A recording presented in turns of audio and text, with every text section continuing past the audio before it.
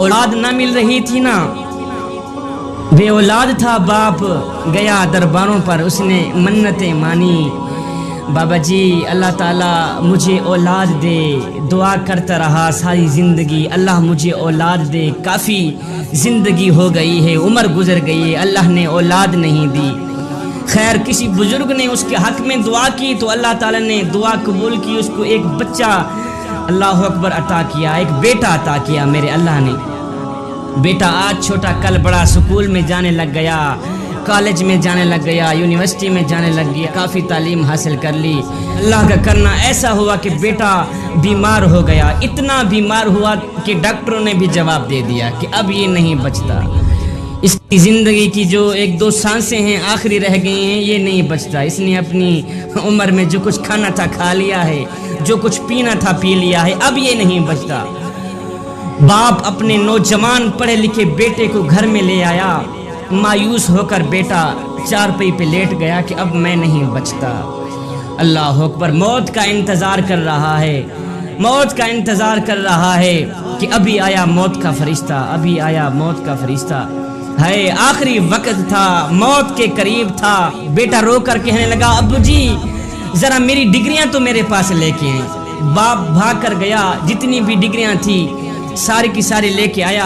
उसने बेटे के हाथों में डिग्रियां पकड़ा दी तो बेटा हसरत भरी निगाहों से कभी डिग्रियों को देखता है, कभी बाप के चेहरे को देखता है, कभी डिग्रियों को देखता है, कभी बाप के चेहरे को देखता है। बाप बोल ही पड़ा, बेटे कभी डिग्रियों को देखता है, कभी मेरे चेहरे को देखता है, बता तो सही वजह क्या है। बेटा रो कर कहने लगा, अब्बू जी तूने मुझे स्कूल तो पढ़ाया, तूने मुझे कॉलेज तो पढ़ाया, तूने मुझे यूनिवर्सिटियों में इंग्लिश तो पढ़ाई, काश कि तू मुझे कुरान भी पढ़ा देता, आज मेरी दुनिया भी संवर जाती, मेरी आखिरत भी संवर जाती। आज आखिरी वक्त था, कब्र में कुरान ही काम आता। भैयो कब्र में कुरान ही काम आएगा। अपने बच्चों को कुरान मजीद की तालीम दें। मेरे करीम रहीम रहमतुल लिल आलमीन सोने नबी फरमाते हैं, रातों की तन्हाइयों में उठ उठ के कुरान पढ़ा करो। हाय कुरान पढ़ते वक्त रोया करो, अपनी आंखों से आंसू बहाया करो, रोया करो। रोना ना भी आए तो रोने की कोशिश किया करो। हजरत दाता अली हजवेरी से पूछा गया, हजरत अगर रोने की कोशिश करें फिर भी रोना ना आए तो क्या करें? आपने फरमाया फिर अपने मुकद्दर पे रोया करो। सैयदना ईसा अलैहिस्सलातु वस्सलाम कहीं जा रहे थे तो आपका गुजर एक कब्रिस्तान से हुआ।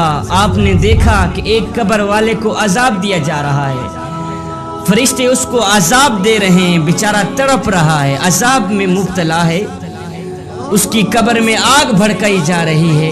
अल्लाह के नबी ये देखते हुए आगे चले गए। काम करके जब वापस पलटे उसी कब्रिस्तान से आपका फिर गुजर हुआ तो आपने देखा, देखकर हैरान रह गए कि जिस कब्र में आग भड़काई जा रही थी अब उस कब्र में गुलाब के फूल उगे हुए हैं, उस कब्र में नूर ही नूर है। अल्लाह अकबर, फूल उगे हुए हैं जिनकी खुशबू से कब्र में इत्र फैला हुआ है, उजाला ही उजाला है, रोशनी ही रोशनी है। अल्लाह के नबी हजरत सैयदना ईसा अलैहिस्सलातु वस्सलाम देखकर हैरान रह गए। अपने दोनों हाथ उठाए, अर्ज की, या बारी ताला, अभी गया हूँ यहाँ से गुजरा हूँ, मैंने देखा है कब्र वाले को अजाब दिया जा रहा है, कब्र वाला अजाब में तड़प रहा था। थोड़ी देर के बाद जब मैं वापस पलटा तो क्या देखा कि वही कब्र वाला जन्नत में टहल रहा है। गैब से आवाज़ आई, मेरे अल्लाह ने फरमाया, ईसा बात असल में ये है कि ये बंदा गुनहगार था, बदकार था, जब से ये मरा है अजाब में मुब्तला है, जब से ये मरा है अजाब में मुब्तला है। लेकिन इसने अपनी बीवी हामिला छोड़ी हुई थी पीछे, उसकी बीवी का एक बच्चा पैदा हुआ। अल्लाह अकबर, बच्चा थोड़ा बड़ा हुआ तो बीवी ने बच्चे को मस्जिद में भेज दिया। आज हाफिज साहब ने बच्चे को बिस्मिल्लाहिर्रहमानिर्रहीम पढ़ाई है। ऐ ईसा, हमें हया आती है कि जिसका बच्चा हमारा नाम ले सुबह शाम हम उसको अजाब में मुब्तला करें। ऐ ईसा, हमें हया आती है कि जिस बाप का बच्चा सुबह से लेकर शाम तक हमारा नाम ले और हम उन्हें अजाब में डालें, ये हमारी रहमत गवारा ही नहीं करती, ये हमारी रहमत गवारा ही नहीं करती। बच्चे ने सिर्फ बिस्मिल्लाहिर्रहमानिर्रहीम पढ़ा था। है बिस्मिल्लाह के सदके बाप की बख्शिश हो गई, बाप की मगफिरत हो गई। अपने बच्चों को कुरान मजीद की तालीम दें, अपने बच्चों को कुरान मजीद पढ़ाएं, दीन ایک نوجوان کا گزر کسی پرانے قبرستان سے ہوا تو اس نوجوان کو کسی مردے کی ایک ہڈی ملی. اس نوجوان نے اس ہڈی کو اٹھایا، اپنے نفس سے مخاطب ہو کر کہنے لگا، میاں نفس، یہ بھی کسی وقت کا میری طرح نوجوان ہوگا، اس کا بھی نام ہوگا، موٹا تازہ بدن ہوگا، اس کی بھی میری طرح نوکر ہوں گے، چاکر ہوں گے، ملازم ہوں گے، لونڈیاں ہوں گی. یہ بھی میری طرح جب چلتا ہوگا 10 بندے اس کو سلوٹ کرتے ہوں گے، سلام کرتے ہوں گے. اس کا بھی اپنے دور میں چرچا ہوگا، نام ہوگا، عزت ہوگی. ہائے موت کا فرشتہ آیا، اس نے اس کی روح نکالی، گھر والوں نے اسے اٹھایا، قبرستان میں جا سلایا. وقت گزرنے کے بعد آج اس کی ہڈیاں بھی گل گئیں. ہڈی کو دیکھ کر اپنے نفس کو کہہ رہا تھا، میاں آج اس کی ہڈیاں بھی گل گئیں. ہائے اس کا موٹا تازہ بدن مٹی کا رزق بن گیا، اس کا نام خاک میں مل گیا. اپنے نفس کو مخاطب کر کے خون کے آنسو بہا کے نوجوان کہہ رہا تھا، میاں یہ حشر صرف اس کا نہیں ہوا، کل تیرا بھی ہونے والا ہے، کل تیرے پاس بھی موت کا فرشتہ آنے والا ہے، روح نکال کے چلا جائے گا، گھر والے تجھے اٹھائیں گے، قبرستان میں جا سلائیں گے، وقت گزر جائے گا، تیرا موٹا تازہ بدن مٹی کا رزق بن جائے گا. جس طرح اس کی ہڈیاں گل گئی ہیں، کل تیری بھی گلنے والی ہے. حضرت انسان تو غرور کس بات کا کرتا ہے؟ تیرے غرور کی اوقات تو بس اتنی سی ہے کہ جب تو دنیا میں آیا تھا تو لوگوں نے ہی تیرے ننگے وجود کو ڈھانپا تھا، جب تو دنیا سے گیا تھا، مرا تھا، تو لوگوں نے ہی تیرے ننگے وجود کو ڈھانپ کر تجھے رخصت کیا تھا. میاں تو غرور کس بات کا کرتا؟ لوگ کیا کہیں گے؟ اور یار لوگ کیا کہیں گے؟ انسان ساری زندگی بس یہی سوچتا رہتا ہے کہ لوگ کیا کہیں گے. اے حضرت انسان، لوگ آخر میں بس یہی کہتے ہیں، انا للہ و انا الیہ راجعون. انسان جب پیدا ہوتا ہے تو 3 چیزوں کی خواہش رکھتا ہے. حضرت انسان کہتا ہے میرا نام اچھا ہو، انسان کہتا ہے میرا مکان اچھا ہو، کہتا ہے میرا لباس اچھا ہو. لیکن اے حضرت انسان، یہ بھی قدرت کا قانون ہے کہ جب تو مرتا ہے تو یہ تینوں چیزیں ہی بدل جاتی ہیں. جو نام ہوتا ہے وہ مردوں میں تبدیل کر دیا جاتا ہے، جو مکان ہوتا ہے وہ قبر میں تبدیل کر دیا جاتا ہے، اور جو لباس ہوتا ہے وہ کفن میں بدل دیا جاتا ہے. ابن آدم میرا مال میرا مال میرا مال کرتا رہتا ہے، مگر اے ابن آدم، یار تیرا مال صرف وہی ہے جسے تو نے کھا کر ہضم کر لیا. تیرا مال صرف وہی ہے جسے تو نے پہن کر بوشیدہ کر لیا اور صدقہ دے کر ساتھ لے گیا، بس یہی تیرا مال ہے. بابا زیادہ ہائے کرنے کی کوئی ضرورت نہیں. اے بندے، یہ زندگی کے لمحے تیرے لیے غنیمت ہیں. انہی لمحوں میں کچھ کر لے، انہی لمحوں میں کچھ اکٹھا کر لے، انہی لمحوں میں خدا کی یاد اور محبت کے دیے اپنے دل میں جلا لے. معلوم نہیں پھر فرصت ملے نہ ملے، معلوم نہیں پھر یہ زندگی کے لمحے ملے نہ ملے. آج تیرے پاس وقت ہے توبہ کرنے کا، ہو سکتا ہے کل تیرے نصیب میں نہ ہو، تیری زندگی میں نہ ہو. آج تیرے پاس وقت ہے اللہ کو راضی کرنے کا. اے بندے، ٹوٹا ہوا پیالہ جتنی عمدگی سے جوڑ لیا جائے نئے پیالے کی قیمت کا نہیں ہو سکتا. اسی طرح بوڑھا آدمی جتنی عمدگی سے سجدہ کر لے نوجوان کی طرح نہیں کر سکتا. اور بوڑھا بن کر تو بھیڑیا بھی پرہیزگار بن جاتا ہے، بوڑھا ہو کر بھیڑیا بھی پرہیزگار بن جاتا ہے، بکریوں کی جان چھوڑ دیتا ہے. اے جوانی میں توبہ کرنا تو نبیوں کا شیوا ہے. بادشاہ علاقے فتح کرتا کرتا ایک بستی کے قریب جا پہنچا. وہاں ایک قبرستان تھا تو بادشاہ نے دیکھا کہ ہر قبر کے اوپر ایک پتھر پڑا ہوا ہے، پتھر کے اوپر قبر والے کا نام بھی لکھا ہوا ہے، قبر والے کی عمر بھی لکھی ہوئی. بادشاہ پڑھ کر حیران رہ گیا کہ کسی کی عمر 2 سال لکھی ہوئی ہے، کسی کی عمر 3 سال لکھی ہوئی ہے، 4 سال 8 سال 10 سال سے اوپر کسی کی عمر نہیں لکھی ہوئی، 10 سال سے اوپر کسی کی زندگی نہیں لکھی ہوئی. اللہ اکبر. بادشاہ ساتھ میں بستی تھی، بستی کے اندر گیا. بادشاہ نے پوچھا، او میاں یہ جو قبرستان ہے یہ بچوں کا قبرستان ہے؟ انہوں نے کہا نہیں بادشاہ، ہم تو بڑے بھی یہاں دفن کرتے ہیں. اس نے کہا پھر یہ کیا، کسی کی عمر 1 سال لکھی ہوئی ہے، کسی کی عمر 2 سال، 4 سال، 8 سال، 10 سال سے اوپر کسی کی عمر نہیں لکھی ہوئی، 10 سال سے اوپر کسی کی زندگی نہیں لکھی ہوئی۔ میں تو کہتا ہوں یہ بچوں کا قبرستان ہے، تم کہتے ہو ہم بڑے بھی یہاں دفن کرتے ہیں۔ انہوں نے کہا بادشاہ ہمارے بڑوں نے ہمیں ایک سبق دیا تھا، ہم نے وہ سبق یاد رکھا ہوا ہے، بھولے نہیں۔ بادشاہ نے کہا وہ کون سا سبق ہے؟ انہوں نے کہا سبق یہ ہے کہ ہمارے بڑوں نے ہمیں کہا تھا بیٹا زندگی وہی ہے جو مالک کی چوکھٹ پہ گزر جائے، زندگی وہی ہے جو مالک کی دہلیز پہ گزر جائے۔ جنہوں نے جتنی زندگی مالک کی چوکھٹ پر گزاری تھی ہم نے بس اتنی ہی لکھی ہے۔ کسی نے 1 سال گزارا تھا، کسی نے 2 سال، 4 سال، 8 سال، 10 سال مالک کی دہلیز پر گزارے تھے، ہم نے صرف وہی زندگی لکھی ہے۔ اے بندے زندگی وہی ہے جو مالک کی چوکھٹ پہ گزر جائے، مالک کی دہلیز سے ہٹ کر گزرنے والی زندگی وہ زندگی نہیں ہے، وہ تو قیامت والے دن شرمندگی۔ عبادت اس مقام تک نہیں پہنچاتی جہاں غریب کی خدمت پہنچاتی۔ ابو نصر نامی ایک شخص تھا، اپنی بیوی اور ایک بچے کے ساتھ غربت کی زندگی بسر کر رہا تھا۔ ایک دن وہ اپنی بیوی اور بچے کو بھوک سے نڈھال روتا گھر میں چھوڑ کر خود غموں سے چور ہو کر کہیں جا رہا تھا کہ راستے میں سے اسے ایک عالم دین ملے۔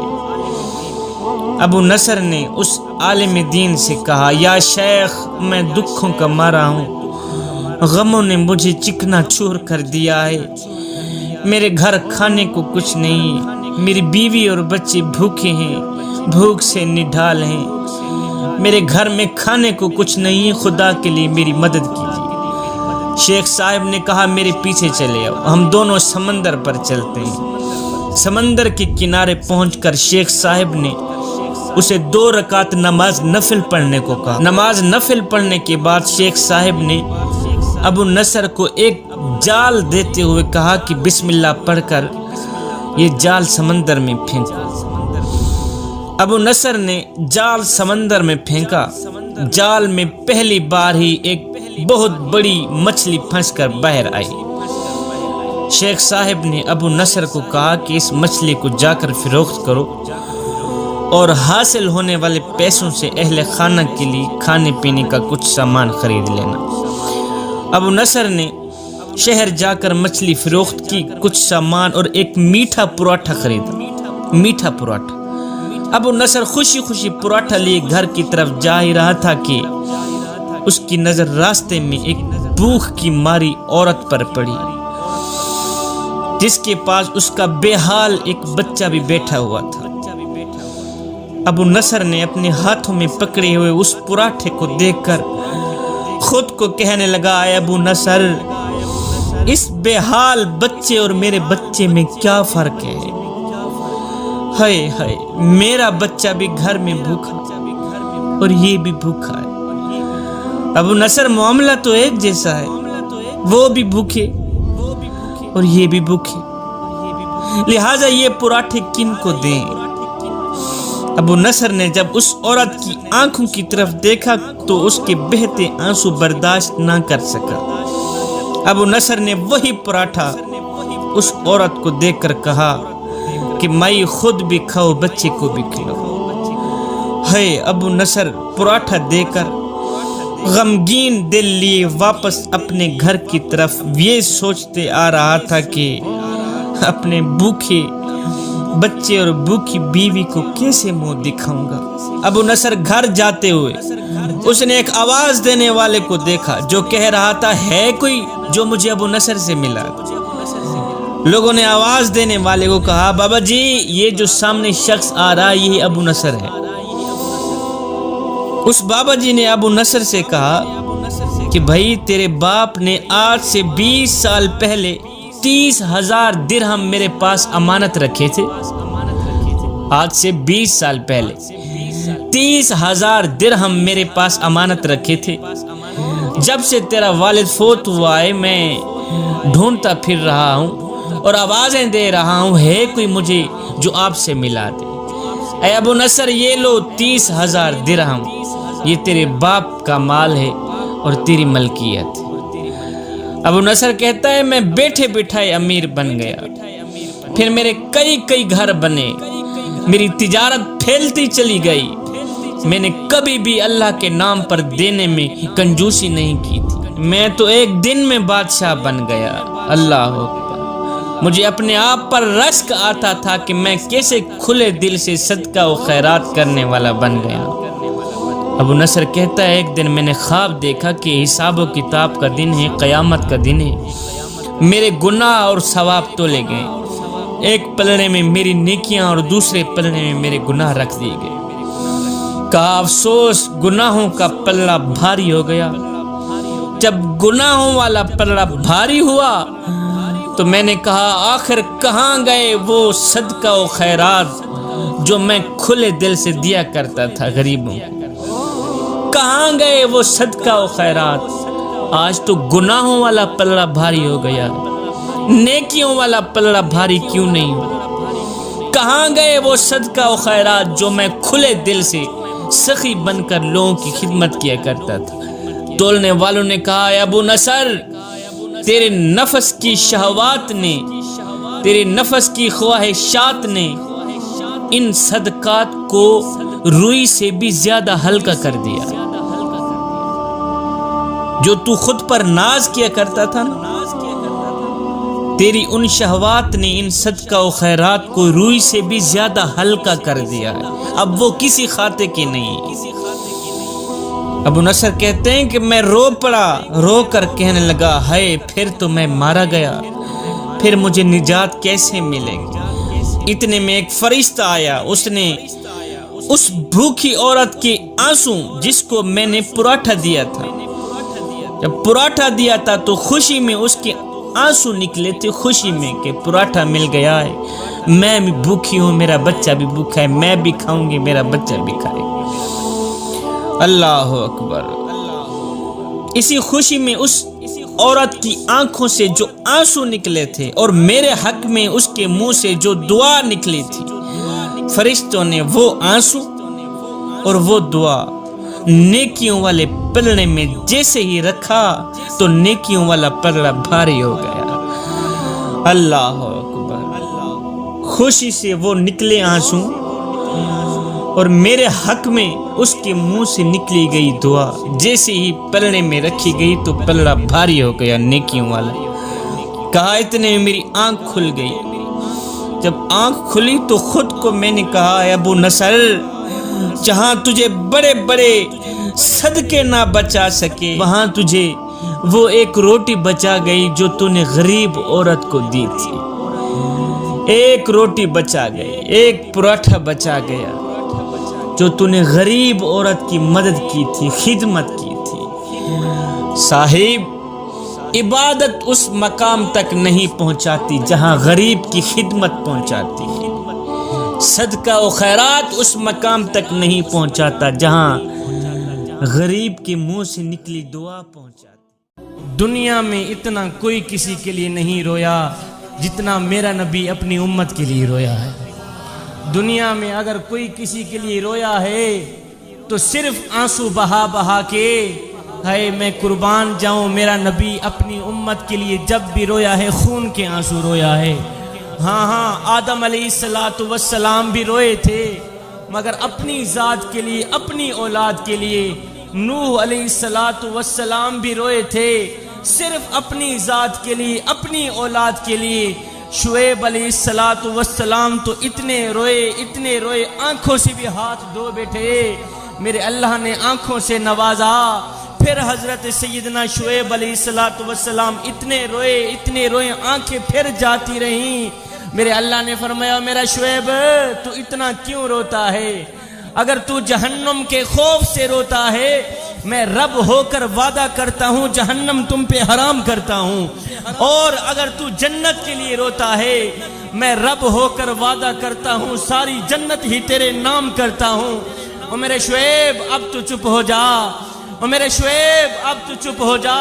شعیب کی چیخیں اور بلند ہونا شروع ہوئیں، شعیب رو کر کہنے لگے او میرے کریم رب، تو جانتا ہے تیرا شعیب نہ تو جہنم کے خوف سے روتا ہے، تیرا شعیب نہ تو جنت کی لالچ کے لیے روتا ہے، اور میرے کریم رب تیرا شعیب تو بس اس لیے روتا ہے کہ تو راضی ہو جا۔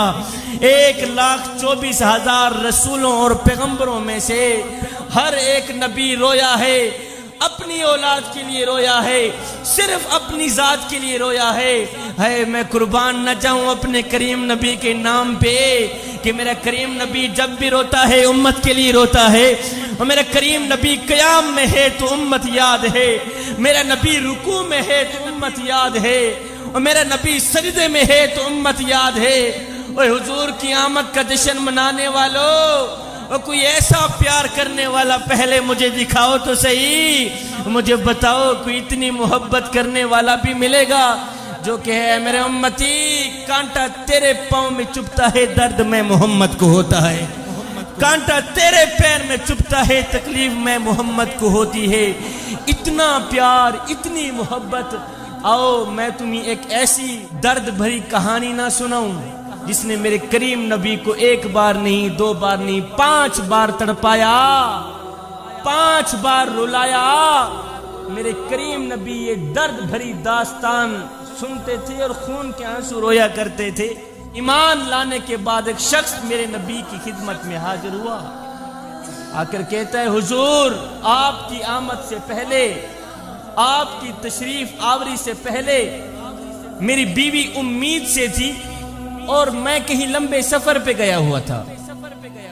کافی عرصہ بعد جب میں گھر میں واپس پلٹا تو میرے آنگن میں میری بیٹی کھیل رہی تھی، میرے گھر کی دہلیز پر میری بیٹی کھیل رہی تھی۔ جیسے ہی میں نے گھر کی دہلیز پر قدم رکھا تو میں نے کیا دیکھا، میری ننھی منی بیٹی دوڑ کر آئی، میرے قدموں سے لپٹ گئی۔ اے حضور میں قربان جاؤں آپ کی آمد پر، آپ کی تشریف آوری پر۔ کافی عرصہ بعد جب میں نے گھر کی دہلیز پر قدم رکھا تو میری بیٹی دوڑ کر آئی، میرے قدموں سے لپٹ گئی۔ حضور ادھر ننھی منی بیٹی قدم چوم رہی تھی، ادھر میں نفرت بھری نگاہوں سے اپنی بیوی کو گور کے دیکھ رہا تھا اور کہہ رہا تھا او ذلیل عورت، او کم بخت، تو نے اس سانپ کو ہی جنم دینا تھا، تو نے اس سانپ کو پیدا کیوں کیا ہے؟ اور بیٹیوں والے باپ میرے سامنے بیٹھے ہیں، میاں آج تیری بیٹی کو جو مقام ملا ہے، تیری بیٹی کو جو عزت ملی ہے، بتانا یہ چاہتا ہوں کس نبی کی آمد کا صدقہ ملی ہے۔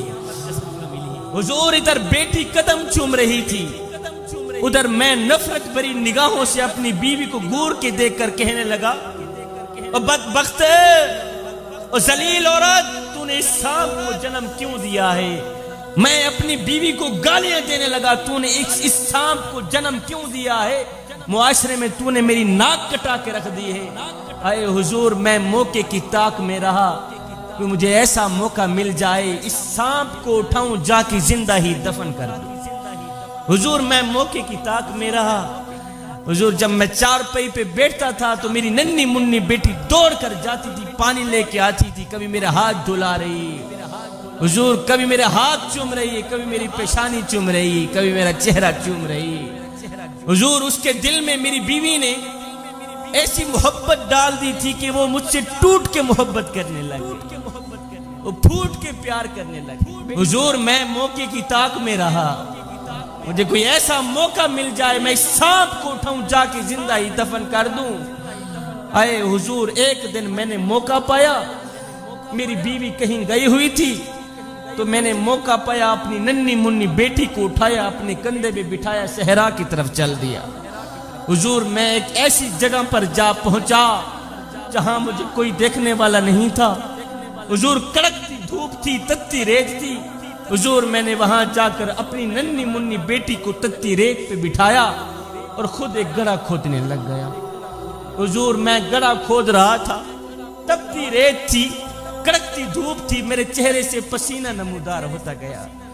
حضور میں گڑھا کھود رہا تھا، پسینہ نمودار ہوتا گیا۔ میری ننھی منی بیٹی اپنے ننھے ننھے ہاتھوں سے اور اپنا دوپٹہ اٹھاتی، کبھی میرا چہرہ صاف کرتی، کبھی میرا ہاتھ پوچھتی، کہتی ابو جی بس کرو تھک جاؤ گے، بس کرو تھک جاؤ گے۔ حضور مجھے پھر بھی رحم نہ آیا، میرا دل پھر بھی نرم نہ ہوا۔ حضور جب میں گڑھا کھود کے باہر نکلا تو میری بیٹی نے سکھ کا سانس لیا کہ چلو شکر ہے میرے باپ کی مشقت ختم ہو گئی. ہائے حضور میری بیٹی نہیں جانتی تھی کہ اگلی مشقت کس کی شروع ہونے والی ہے. حضور جب میں گڑھا کھود کے باہر نکلا حضور میں نے اپنے دونوں ہاتھوں سے اپنی ننھی منی بیٹی کو ایسے دھکا دیا, وہ گڑھے کے اندر جا گری. ہائے حضور زندہ بیٹی کے اوپر میں تتی ریت ڈھیلنے لگ گیا, زندہ بیٹی کے اوپر میں مٹی ڈھیلنے لگ گیا. حضور میری ننھی منی بیٹی اپنے ننھے ننھے ہاتھ جوڑتی رہی, میرے آگے گزارشیں کرتی رہی, اپنے توتلے لہجے میں میرے آگے فریادیں کرتی رہی, چیخ و پکار کرتی رہی. حضور مجھے پھر بھی رحم نہ آیا, میرا دل ذرا بھی نرم نہ ہوا. حضور میں نے اپنی بیٹی کو زندہ ہی دفن کر دیا. حضور اس کی چیخ و پکار, اللہ اکبر, اس کا توتلا لہجہ, اس کے ننھے ہاتھ ریت تلے دب کے رہ گئے. ہائے میں قربان جاؤں حضور, جب سے اسلام لے کے آیا ہوں, جب سے آپ کی آمد ہوئی ہے, جب سے میں نے کلمہ پڑھی ہے, آج بیٹی کی چیخیں مجھے سونے نہیں دیتی. حضور کی آمد کا جشن منانے والوں, ذکر مصطفیٰ کی محفل سجانے والوں, میلاد مصطفیٰ صلی اللہ علیہ وسلم کی بزم سجانے والوں, سید کو اتنا تو بتا دو کس نبی کی آمد ہوئی. آج ایسے ظالم باپ کے دل میں اللہ نے بیٹی کے لیے پیار رکھ دیا ہے. مجھے اتنا تو بتا دو کس نبی کی تشریف آوری ہوئی. آج ایسے ظالم باپ کے دل میں اللہ نے بیٹی کے لیے پیار رکھ دیا ہے. میاں وہ کوئی اور نبی نہیں تھا, وہ تیرا ہی نبی تھا. وہ کوئی اور نبی نہیں تھا, وہ میرا ہی نبی تھا. عرب کے ریگزاروں میں دبی ہوئی معصوم بچیوں کے سسکتے آنسو, ان کی روتی آنکھیں, مجھے بتاؤ تو صحیح کس کو بلا رہی تھی. اور یتیم بچے رو رو کے کس کو ڈھونڈ رہے تھے, میرے نبی کو ڈھونڈ رہے تھے. صدیاں انتظار کرتی رہی, زمانہ انتظار کرتے رہا, لوگ راہوں میں بیٹھے انتظار کرتے رہے, یتیم بچے رو رو کے ڈھونڈتے رہے, نبی انتظار کرتے رہے. کوئی تو ہاتھ پھیلا کے کہہ رہا تھا ربنا وبعث فیہم رسولا, مالک آنکھیں بڑی ہو گئی ہیں, اب تو رسول بھیج بھی دے. جب بیواؤں کی چیخیں, یتیموں کی آہیں, معصوم بچیوں کے دبے آنسو ریت سے پکار کرتے ہوئے عرش الہی کو جنبش دینے لگے, تو میرے کریم رب کو دکھی انسانیت پہ رحم آیا. آمینہ کی آغوش میں محمد عربی کو بھیج دیا. میرے نبی کی جلوہ گری, میرے نبی کی تشریف آوری انسانیت پر اللہ کا بہت بڑا احسان ہے. اللہ, اس لیے تو فرمایا لقد من اللہ علی المؤمنین اذ بعث فیہم رسولا. یہ احسان عظیم ہے ہمارے اوپر. اتنی بڑی نعمت ہمیں مل گئی, اتنی بڑی ہستیاں ہمیں مل گئی. صدیاں انتظار کرتی رہی, زمانے انتظار کرتے رہے, لوگ راہوں میں بیٹھے انتظار کرتے رہے. ہم نے کوئی انتظار تو نہیں کیا, ہم نے کوئی آرزویں تو نہیں کی, ہم نے کوئی تمنائیں تو نہیں کی. جی میں شالا بس ماں کے شکم سے ماں کی گود میں آئے تھے, آنکھ کھولی تھی, ابو جی گئے مؤذن کو بلا کے لائے. مؤذن نے آ کے ہمارے کان میں پھونکا دیا, او میاں مبارک ہو تو حضور کا غلام بن کے آ رہا.